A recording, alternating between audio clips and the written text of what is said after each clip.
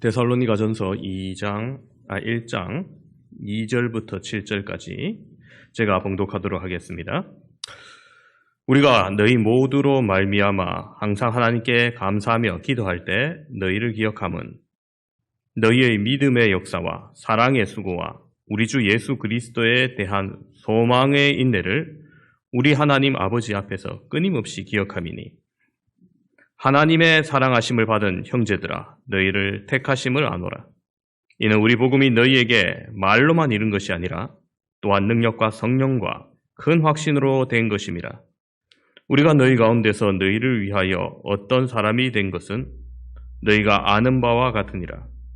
또 너희는 많은 환난 가운데서 성령의 기쁨으로 말씀을 받아 우리와 주를 본받는 자가 되었으니 그러므로 너희가 마게도냐와 아가야에 있는 모든 믿는 자의 본이 되었느니라.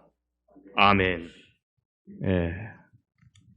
어제 대청소 나오셔서 수고하신 분들 참 수고 많으셨습니다. 여러분의 수고가 기쁨으로 변화될 줄로 믿습니다. 근래에 최근에 가족들과 함께 남양주에 있는 다산공원에 나들이 간 일이 있습니다. 다산 정양역의 고향이라서 다산공원 이렇게 이름을 지었더라고요. 그리고 거기에 그 조선 후기에 실생활에 필요한 학문으로 더 나은 세상을 꿈꾸었던 그 실학자들에 대해 잘 설명되어 있는 실학박물관도 있었습니다. 역사를 배우신 분들은 그 몽이민 심서 저자 다산 정약용을 들어보셨을 겁니다. 또 그의 형인 실학자 정약전이 쓴 자선어보도 이번 달 말에 영화로 나온다는 이야기를 들었습니다. 그런데 정약용의 셋째 형인 정약종에 대해서는 아는 사람이 별로 없어요.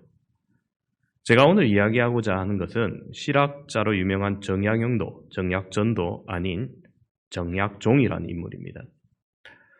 정약종은 가톨릭 신부로 세례를 받고 믿음을 끝까지 지킨 인물입니다. 그 집안, 정약용 집안의 형제들이 다 예수님을 믿게 되었는데 그 정약종은 제일 늦게 믿었어요. 정약용은 한때 가톨릭 신자였지만 배교를 합니다마는 그가 이제 동부승지라는 벼슬을 받으면서 사양을 했던 상소문이 남아있어요. 거기 보면은 자기가 한때 가톨릭 신자였지만 이제 더 이상 가톨릭 신자가 아님을, 믿음을 버렸음을 자기 글로 이렇게 밝힙니다. 배교를 한 거죠. 반면 정약종은 신앙을 버리지 않습니다. 그래서 한강 나루인 서소문 밖에서 참수를 당했는데 여러분 보통 참수당할 때 어떻습니까? 여러분 사극 보시면 아시겠지만 묶여있고 그죠? 무릎 꿇고 있고 고개는 땅을 향해 있죠. 그래서 망나니가 덩실덩실 춤추다가 큰 칼에 침 뱉어가지고 그렇게 무시무시하게 하지 않습니다. 근데 정약종은 내가 하나님 믿다가 이제 하나님 나라로 가는데 하늘 나라를 향해 가는데 어떻게 땅을 보고 죽으리요 하면서 나는 하늘을 보고 죽겠다는 거예요. 그리고는 오히려 고개를 쳐들고 칼을 맞았습니다. 그 기세가 얼마나 당당했던지 사형 집행수가 오히려 그 눈빛에 긴장을 해가지고 칼을 허쳤어요. 한 번 더 두 번째 시도에서 참수되었다는 그런 기록이 남아 있습니다. 정약종은 하나님을 믿는 신앙으로 자기의 목숨을 버렸던 참 순교자였던 거죠. 그런데 여러분 한국 가톨릭은 죽기까지 신앙을 지킨 정약종보다 말년에 신앙을 배신했던 정약용을 위대한 신앙의 선조, 가톨릭 신자 이렇게 자랑하며 선전합니다. 여러분 왜 그럴까요? 왜 정약종이 아니고 정약용을 그렇게 내세울까요? 여러분 이유는 간단합니다. 정약용이 정약종보다 유명해서입니다. 그래서 이덕일 씨가 쓴 정약용과 그의 형제들이란 책을 통해서 그것을 비판합니다. 정말 가톨릭 교회가 중요시하는 게 뭐냐? 죽기까지 지키려고 했던 하나님에 대한 신앙심이냐? 아니면 세상을 위해 버렸던 세속적 명예냐? 여러분, 우리는 이 이야기에 귀를 기울일 필요가 있습니다. 힘의 논리, 사람들의 평판, 누구나 알아주는 명예, 이런 황제의 논리를 쫓는 교회는 이 땅에서 본이 될 수가 없습니다.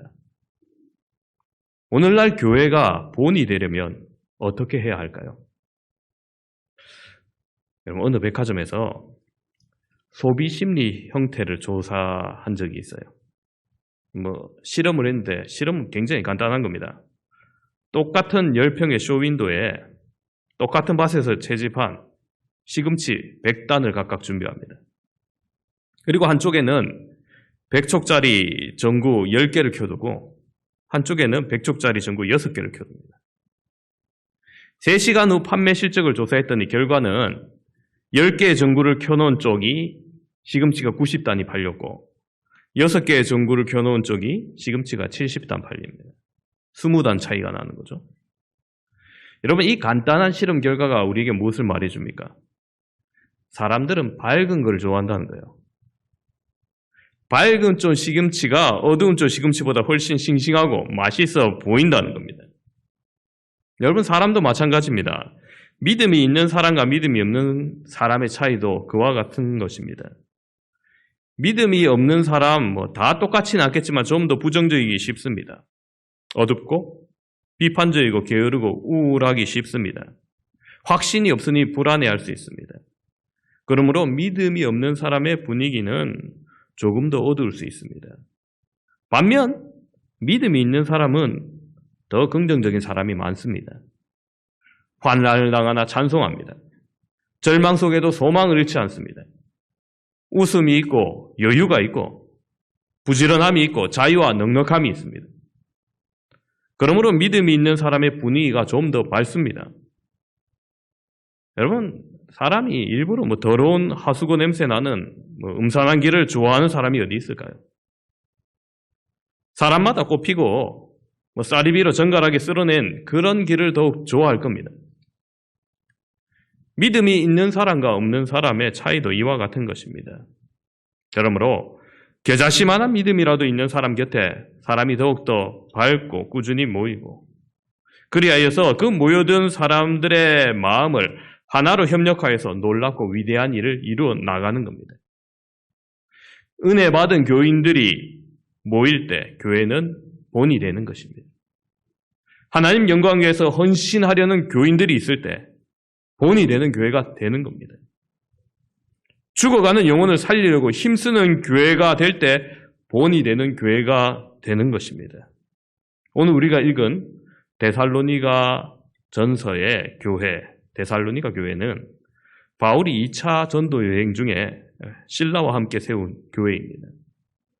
당시 헬라인 무리와 귀부인들이 교회에 나왔지만 유대인들은 바울과 실라를 단합하고 쫓아내었습니다. 그들은 그곳을 떠나야 했습니다. 그렇게 바울은 선교 여행을 합니다. 베레아에서 아덴으로, 아덴에서 고린도로. 그러나 바울이 떠난 뒤에도 이 데살로니가 교회를 향한 핍박이 계속되는 거예요. 고린도에 머물러 있던 바울이 데살로니가 교회가 걱정돼서 한번 가보려고 해도 사정이 여의치 않습니다. 그래서 디모데를 보내서 사정을 알아봤는데 디모데가 갔다가 돌아오면서 굉장히 좋은 소식을 가지고 돌아오는 거예요. 그게 뭐냐? 데살로니가 교회가 그렇게 어려움을 겪는 가운데서도 이 신앙의 동료 없이 잘 인내하고 있다는 거예요. 더욱이 형제를 사랑하는 형제애와 또 바울을 향한 애정이 아직도 넘치고 있다는 그런 소식을 가지고 온 겁니다. 바울은 악조건 속에서도 아가야와 모든 믿는 자들에게 본이 되는 이 데살로니가 교회를 칭찬합니다. 오늘 본문 7절, 8절입니다. 함께 보시면 그러므로 너희가 마게도냐와 아가야에 있는 모든 믿는 자의 본이 되었느니라. 주의 말씀이 너희에게로부터 마게도냐와 아가야에게만 들릴 뿐 아니라 하나님을 향하는 너희의 믿음의 소문이 각처에 퍼졌으므로 우리는 아무 말도 할 것이 없노라. 아멘. 그렇습니다. 데살로니가 교회는 좋은 교회, 본이 되는 교회였습니다. 37년의 역사를 맞이하는 우리 교회도 본이 되는 좋은 교회가 되어야 될 줄로 믿습니다. 데살로니가처럼 그 교회처럼 본이 되는 교회가 되어야 합니다. 데살로니가 교회가 본이 된 교회가 된 이유가 무엇일까요? 첫 번째는 믿음으로 역사했기 때문입니다. 여러분, 흑인 해방 운동가였고 목사였던 마틴 루터 킹 목사님. 이 흑인 인권 운동으로 인해서 참 말할 수 없는 핍박과 위협을 당했습니다. 성경은 분명히 사람이 같은 사람이라고 하는데 이 평등을 주장하면은 너무나 큰 위협을 당하는 그런 시대에 살았어요. 집이 2번이나 폭파되고 칼에 찔려 죽을 뻔하기도 하고 수많은 협박을 받았습니다. 그쯤 되면은 나는 이제 그만하련다 할 건데 감옥에 들어가는 일도 부지기수였습니다. 그가 무수한 어려움을 당한 이유는 목사였기 때문이고 신앙 때문이었다. 진리였기 때문이었다 말합니다. 그러나 그는 자신이 당한 고난이 믿음에 미친 영향을 이렇게 말합니다. 말씀하기를 제가 최근에 수년 동안 거쳤던 순환과 고뇌하는 순간들은 나를 하나님께 더 가까이 이끌었습니다. 여러분 그렇습니다. 믿음이 있었기 때문에 고난과 박해를 즐겨받을 수 있었고 오히려 그것으로 하나님께 대한 더욱더 믿음이 심화되었다고 이렇게 고백을 하는 거죠. 여러분 분명한 믿음은 믿음대로 살아가는 역사를 만들어내는 것입니다. 오늘 본문 3절을 보시면 앞에 너희 믿음의 역사와라고 이렇게 말해요. 데살로니가 교회는 믿음의 역사, 즉 믿음의 결과가 나타났던 교회입니다. 여러분 믿음은 추상적인 것이 아닙니다. 결과가 나타나야 됩니다. 관념적인 믿음이 실제 삶에서 영향이 주어질 때 그것이 살아있는 믿음이고 그 믿음의 발자취가 남는 것이 바로 믿음의 역사인 겁니다. 따라서 믿음의 역사는 습관적인 예배로 그치는 것이 아니라 삶의 변화를 가져오는 겁니다. 형식적인 믿음이 아니라 살아 움직이는 믿음입니다. 믿음이 명사가 아니라 동사적인 의미를 가지고 있는 거예요. 교회의 교회됨은 교회가 걸어왔던 역사, 즉 그 발자취만 봐도 어떤 교회인지 대충 알 수 있어요. 초대교회는 믿음의 열정이 있었습니다. 그래서 힘껏 전하고 가르치고 기도했습니다. 부활하신 예수 그리스도의 역사를 드러내었습니다. 예수님의 이름으로 안전병기를 일으키고 죽은 자를 살리고 귀신을 쫓아내며 이기적인 사람들을 사랑의 사람으로 변화시켰습니다. 믿음의 역사는 선교의 열정으로 나타나 믿는 자의 수를 더하게 만들었습니다. 그렇습니다. 믿음의 역사는 그 교회의 능력입니다. 그러므로 본이 되는 교회가 되려면 믿음으로 역사하는 교회가 되어야 됩니다. 고인물은 아무 일도 못해요. 고여 있다가는 그냥 썩어지고 맙니다. 변화되어야 됩니다. 하지만 흐르는 물은 생명을 만들어냅니다. 믿음도 살아있는 믿음이 될 때 일하게 됩니다. 교회는 믿음의 역사가 구체적으로 나타날 때 본이 되는 교회가 될 수 있는 것입니다. 두 번째로 데살로니가 교회가 본이 된 교회가 된 이유는 사랑으로 수고했기 때문입니다. 여러분 1960년대 미국에서 쌍벽을 이루던 헐리우드의 2 여배우가 있었습니다. 한 명은 그 유명한 마릴린 먼로였고 또 한 명은 에반스 콜린스입니다. 굉장히 아름다운 육체파 배우들이죠. 마릴린 먼로의 이 매력적인 미의 힘은 그녀가 엉덩이 춤 한 번 추면 지금도 많이 패러디화되죠. 흰 드레스 같은 옷 입고 막 펄럭이면은 그 당시 젊은 미국인 남자들이 막 환장할 정도였다고요. 그녀가 존 F 케네디 대통령 생일 파티에 초대받아서 대통령 앞에서 그 특유의 요염한 목소리로 막 비비꼬아가면서 해피 버스데이 투유, 해피 버스데이 뭐 이렇게죠. 예. 그 목소리로 축가를 불러주니까 케네디 대통령이 너무 만족해서 이렇게 말했다고 했죠. 야, 이제 내가 대통령 그만둬도 여한이 없다고. 여러분, 대통령 자리 얼마나 어렵습니까? 그거 쟁취하기 위해서 얼마나, 또 지키기 위해서 얼마나 노력합니까? 요즘 서울시장 보궐선거 한다고 막 열심으로 열을 올리고 막 토론도 하시던데. 여러분, 서울시장 되기도 그렇게 어려운데 하물며 미국 대통령 더하면 덜했지 덜하지 않을 거잖아요. 그런데도 미국 대통령이 내가 그만둬도 여한이 없다면 도대체 얼마나 아름다웠으면 미국 대통령이 그만둬도 좋겠다 했을까요? 그만큼 그녀는 박수와 갈채 속에서 인기를 한 몸에 누리고 있던, 영화를 누리고 있던 사람이었습니다. 그러나 케네디 대통령과 그의 동생과 또 불륜의 관계를 가졌고 수많은 남자와 불륜의 관계를 가집니다. 그러다 결국 내면에 밀려오는 허무와 갈증, 고독을 이기지 못하고 끝내 수면제를 먹고 자살했죠. 그런데 그에 못지않은 인기와 명예를 누리고 있던 여배우가 있었습니다. 그녀는 마릴린 먼로의 라이벌로 에반스 콜린입니다. 그러나 에반스 콜린은 예수 그리스도를 구주로 영접합니다. 그리고 화려한 헐리우드 음악을 떠나기로 합니다. 그래서 기자들 앞에서 말합니다. 여러분, 저는 지금 사랑에 헤어날 줄 모르고 있습니다. 그래서 헐리우드를 떠납니다. 기자들이 묻습니다. 도대체 그런 깊은 사랑 누구와 빠졌습니까? 누가 그 행운의 주인공입니까? 물으니까 에반스 콜린이 말합니다.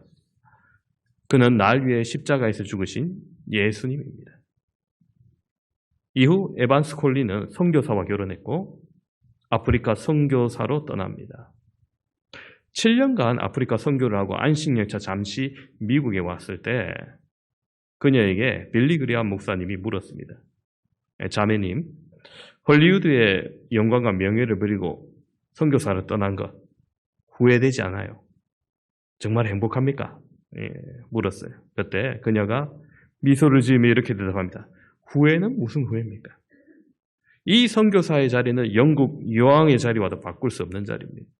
미국 대통령의 자리도 이 자리와 절대 바꿀 수 없습니다. 그렇습니다. 그리스도는 저에게 가장 귀한 분이기 때문에 그렇다는 거예요. 그 후에도 에반스는 예수님을 사랑하며 그 사랑으로 인한 수고를 아끼지 않으며 살았습니다. 오늘 본문 3절을 다시 보시면 너희 믿음의 역사와 사랑의 수고하라고 말하죠. 여러분, 사랑의 수고. 여기서 수고한다로 번역되어 있는 원어는 때리다라는 의미의 동사인 코프트에서 유래합니다. 따라서 수고는 단순한 일을 위한 수고가 아니라 고통을 동반한 수고를 의미합니다. 예수님께서 십자가를 지신 수고의 고통은 인류를 구원하시고자 하는 사랑 때문이었습니다. 바울 또한 그 사랑을 전하기 위해서 굶주림도, 잠 못 이름도, 때로는 매를 맞기도 하고 온갖 고통과 고생 다 당했습니다. 주님을 사랑하기 위해서 수고했던 고통 그 자체였습니다. 여러분, 하나님을 얼마나 사랑하십니까? 예수 그리스도를 얼마나 사랑하십니까? 주님을 사랑한다면 당연히 수고의 사람이 되어야 됩니다. 희생과 함께 고통도 감수하는 수고를 할 수 있어야 됩니다. 사랑으로 수고하는 곳에 반드시 기쁨이 있습니다. 우리 교회가 코로나 시국 2년째가 계속되고 있음에도 후원으로 함께하는 교회와 선교사님을 위한 재정을 줄이지 않았습니다. 오히려 이번 겨울 성탄절에 지역의 어려운 이웃을 위한 구제품을 전달하고 또 화재로 어려움을 겪는 교회를 도와주고 이번 선한 능력 금식 기도회를 통해서 더 많은 사랑의 수고를 하려고 합니다. 그래서 어떤 분들은 괜히 걱정을 하시더라고요. 저를 찾아오시기도 하고 저희 집사람한테도 가서 교회 그렇게 해도 괜찮냐고. 여러분 물론 우리가 여유가 있고 남아서 도와준 거 아닙니다. 예, 빠듯해요 사실. 힘겹지만은 최선을 다하는 겁니다. 왜요? 그것이 사랑의 수고를 채우는 본이 되는 교회이기 때문입니다. 예수님께서 우리의 사랑하심으로 수고하셨듯이 우리 또한 사랑으로 수고하여서 본이 되는 교회를 만들어가는 저와 여러분 되시기를 바랍니다. 세 번째로 데살로니가 교회가 본이 되는 교회가 된 이유, 소망으로 인내했기 때문입니다. 여러분 숲속에서 벌목꾼들이 거대한 나무 한 100년쯤 되는 나무에 거목을 벌채했습니다. 그런 나무 잘 안 잘리죠. 막 전기톱으로 해도 쉽지 않습니다. 오랜 기간 힘들게 잘랐을 때 수많은 나이테 중에 기이한 나이테를 발견합니다. 여러분 나이테는 나무의 수명과 성장을 보여주죠. 나무의 역사를 보여줍니다. 그 중에 기이한 모습을 보이는 10개의 나이테가 있는데 안쪽에 있는 5개의 나이테는 굉장히 촘촘하게 위치되어 있고요. 그 다음 나이테는 굉장히 듬성듬성하게 큰 간격으로 되어 있어요. 이걸 보고 벌목꾼이 그 중에 한 명이 얘기합니다. 이 나무는 5년 동안 가뭄이 굉장히 들어서 자라지 못했구나. 그래서 굉장히 촘촘하게 나이테가 이렇게 있구나. 그러자 다른 벌목꾼이 다른 의견을 제시해요. 물론 가뭄 기간에 크게 자라지 못했지만 그 가뭄으로 인해서 부족한 양분과 수분을 얻기 위해서 나무는 더 깊이 뿌리를 내렸을 것이다. 뿌리가 강화되고 성장할 수 있는 조건을 가지게 되었기 때문에 그 고난을 이겨냈기 때문에 거목이 되었다. 이렇게 말하는 겁니다. 그래서 이후에 나이테가 더욱더 넓은 간격으로 더 크게 성장할 수 있었다는 증거라는 거예요. 이를 듣고 있던 다른 벌목꾼들도 끄덕거립니다. 그리고 그렇다면 그 5년의 가뭄이 이 나무에게는 정말 중요한 시기였구나. 그렇습니다. 여러분 나무도 고난을 잘 이겨낼 때 큰 성장을 이루는 겁니다. 오늘 본문 3절을 다시 보시면은 너희 믿음의 역사와 사랑의 수고와 우리 주 예수 그리스도에 대한 소망의 인내를 우리 하나님 아버지 앞에 끊임없이 기억함이니라고 말합니다. 그렇습니다. 여기서 우리가 소망의 인내를 헬라어 원어로 히포모네입니다. 아래란 뜻을 가진 휘포와 머물다라는 뜻을 가진 메노의 합성어입니다. 즉 인내는 아래에 머문다는 거예요. 여러분 소망이 있기 때문에 아래에 있는 고통에도 인내하고 머물러 있는 겁니다. 시련 중에도 주님을 소망하며 인내할 수 있음이 바로 신앙인의 본 모습입니다. 본이 되는 신앙인이 모인 교회는 여러분 본이 되는 신앙인이 모였기 때문에 본이 되는 교회가 되는 겁니다. 데살로니가 교회는 탄압과 박해 속에서도 굴하지 않고 하나님 나라를 소망하는 본이 되는 교회인들이 있었기 때문에 인내로 믿음을 지킬 수 있었던 겁니다. 오히려 고난을 견디며 믿음으로 더욱더 성장하는 교회가 되었던 겁니다.